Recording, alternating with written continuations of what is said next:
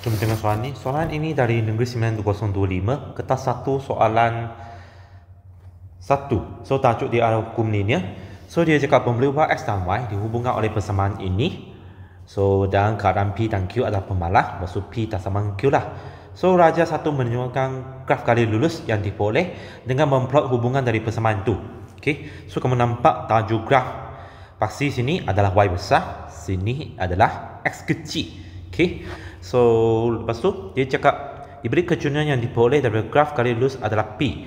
Dia suruh kami ungkapkan Y dalam sepadan X atau Y lah. Okay. So kami tengok persamaan dia. So kami susunkan. Okay. So dia cakap kecurangan kali lurus ada P lah. Okay. So bermaksud term ini kami mau jadikan dia sebagai MX lah. So bermaksud ini kami mau jadi sebagai dia C. So bermaksud kami perlu bahagi dengan X. Keseluruh persamaan kami bahagi dengan X. So Y per X sama dengan Q tambah PX. Okay. So sekarang dia nak kami cari Y besar. So bermaksud Y besar sama dengan Y per X. B. Satu titik ini berada di atas graf kali lurus tersebut. Dia suruh kami ungkapkan Q dalam sepadan P. Okay. So Y per X sama dengan Q plus PX. So kami ganti titik tu. Okay.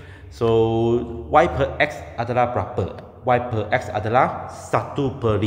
Bukan kamu ambil 1/2 bagi 1/5 bagi 2. Bukan. Keseluruhan Y per X ni adalah 1/5. So sama dengan Q tambah P2. So soalan nak Q dalam sepadan P. So bermaksud Q sama dengan 1/5 tolak 2P.